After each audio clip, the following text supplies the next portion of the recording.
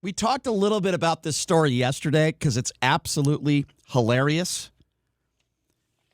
You know who Borat is, right? He's Sacha Baron Cohen, dressed up as Borat from Kazakhstan. And that first movie, Borat, was a smash hit success, won a bunch of awards. He's a brilliant funny man actor. So Rudy Giuliani's now caught in the hairs of this because there's a bedroom scene in the new Borat movie, which is, by the way, out tomorrow. I am going to watch it tomorrow. I cannot wait for this movie to be out there because I think Sacha Baron Cohen is a genius. Apparently there's a scene where, and I want to make sure I get this right, there's a girl that's playing Sacha Baron Cohen, or in this case, Borat's daughter, who's 15 years old. Don't know if Rudy knew that or not. But she's interviewing him in this really awkward scene in a bedroom, and there's hidden cameras, and Rudy Giuliani doesn't know. Now, Rudy Giuliani's now claiming he's the victim, but there's a point in this movie, in this scene, where Rudy Giuliani appears to be touching himself, which is very creepy, to say the least. At one point, the pair offers a toast, which what appears to be whiskey. It's very strange. In the interview itself, Giuliani says China manufactured the virus and let it out, and they deliberately spread it around the world. That's obviously disproven. Among the biggest outstanding questions, did Giuliani know the age of the reporter he was speaking to? Again, in the movie, they say she's 15. Did Rudy Giuliani know about that? And now we have some reporters and members of the media that already saw the movie and saw this scene. One saying, I've seen the Giuliani moment in Borat 2. It's even wilder than it sounds, beyond cringeworthy. Another reporter says, well, looks like the cat's out of the pants having seen Borat 2. I can now safely tell you Rudy Giuliani is over in a big way.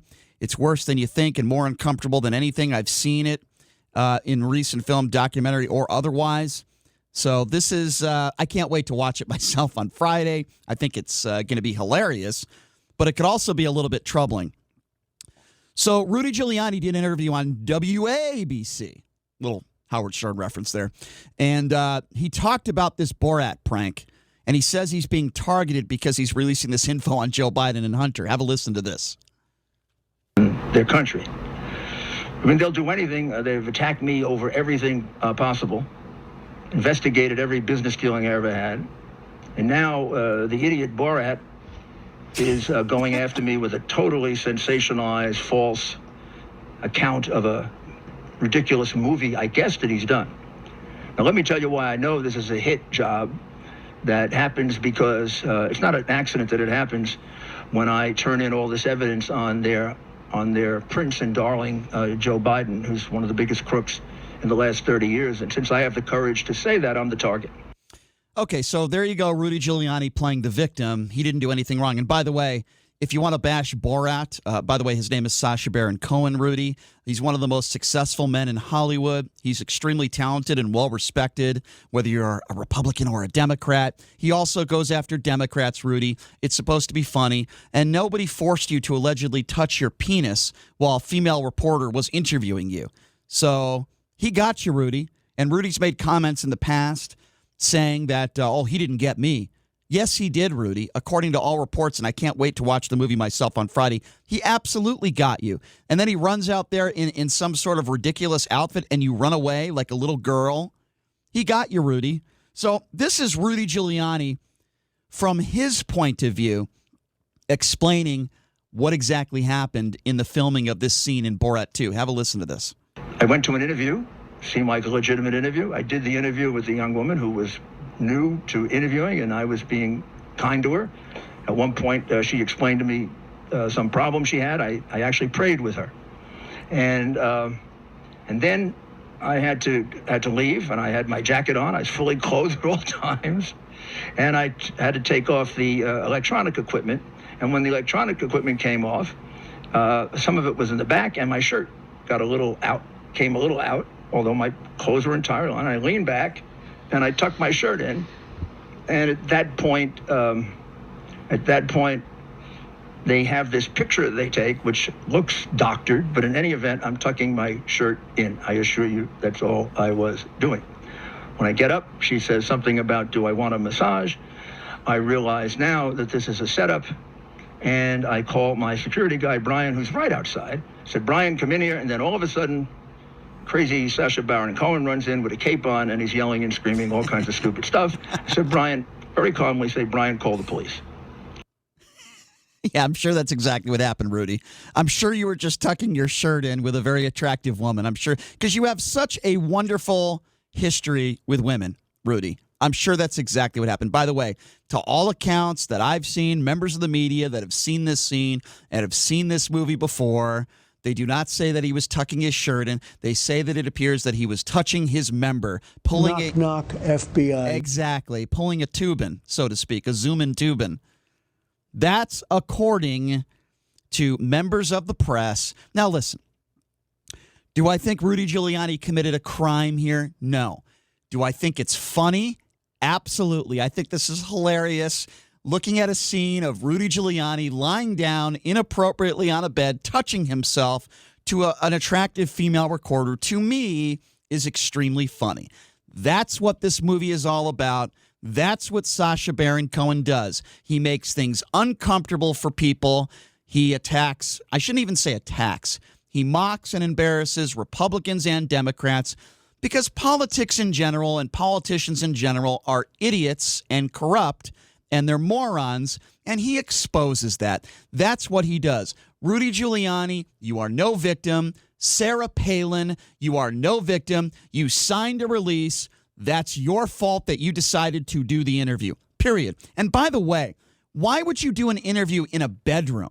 Why would you do an interview laying down on a bed? How inappropriate and bizarre is that?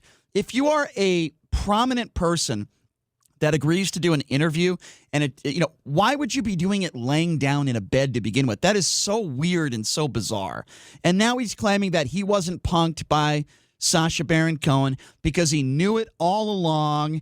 And that's not true. He absolutely got punked. He ran out of the room. Let me tell you something, folks. I cannot wait to see this movie. I cannot wait to. I remember the scene in some of these movies that I remember when immigrants were used as tables for Paula Abdul to sit down on them. I remember there have been scenes where Ron Paul, he's interviewing Ron Paul, and he plays the Bruno character, the gay Bruno character, and he hits on Ron Paul, and Ron Paul freaks out and runs out of the hotel room calling him a queer. This stuff is funny. It's humorous. If you're not laughing at this stuff, then you don't have a sense of humor. I don't know what else to tell you. This stuff is great. And by the way, in times right now where we have a tremendous amount of racial divide, political divide, if you haven't noticed, unless you're living under a rock, there's a lot of hatred going on in the world right now. A lot of hatred. These are times where we need to laugh. And I think this is very funny. And by the way, if it was Bernie Sanders, I'd be saying the exact same thing. But I don't think Bernie Sanders would be lying down in a bed touching his penis while a female reporter is interviewing him. I don't think Bernie Sanders would do that. Rudy, a completely different scenario. Now, I know what Rudy wants to say. He wants to talk about Hunter Biden. Rudy wants to talk about Hunter and, they're doing this because I got all this stuff out there. Let me be very clear, folks. If any politician breaks the law, Republican or Democrat, I want them to pay the ultimate price for that. But nobody has brought up any information, at least that I have seen, that would say that Joe Biden or even Hunter Biden broke the law. And until I see direct evidence that shows that, I don't believe it. If somebody could bring up any of that information, I'll gladly hear about it. Is it possible? Sure, it's possible. Politicians in general are corrupt. But worst case scenario, and this is worst case scenario, and we don't even know if this is true or not, but let's just say worst case scenario, Joe Biden took a little chunk, or the 10% that people are talking about, and took money from China for these inappropriate business dealings. What is the difference between that and what Donald Trump has done? We're just learning that Donald Trump had this Chinese bank account. If China and everyone in that country, they're a bunch of communists, then why does Donald Trump have dealings in China? Why does he have a bank account in China? Do you have a problem with Donald? See, this is my problem with the hypocrisy. If you don't have a problem with Donald Trump's family making money off of Donald Trump's presidency, for example, I'll give you a perfect example. Donald Trump just last week or over the weekend, staying in his own hotel. The family is profiting off of Donald Trump's presidency.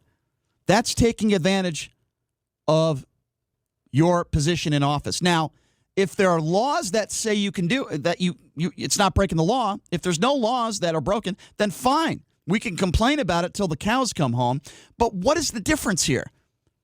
It's called hypocrisy, ladies and gentlemen. And by the way, we have no direct evidence that Joe Biden did anything wrong.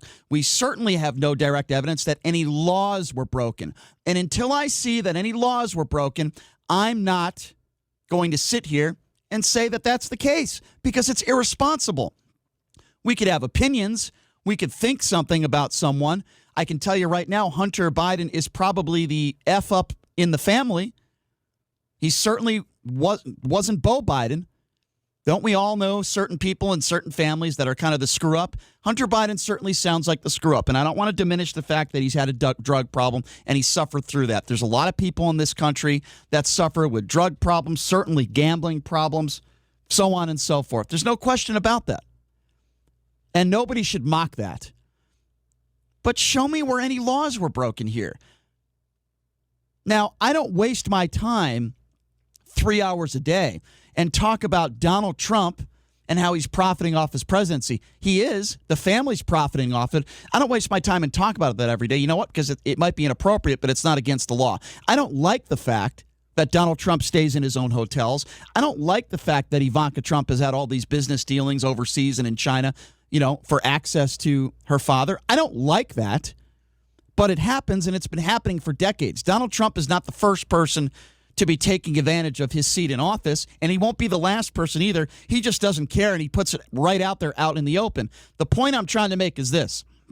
If you're one of those people that has such a huge problem, even though we don't know all the evidence and everything that's come forward with this Hunter Biden laptop, if you're one of those people that's talking to high heaven about this, but you've never had any problem with Donald Trump staying in his own hotels, profiting off of the presidency, this bank account that he has in China, if that doesn't bother you at all, but all you want to talk about is Hunter Biden's laptop, then you have zero credibility and you're a biased buffoon.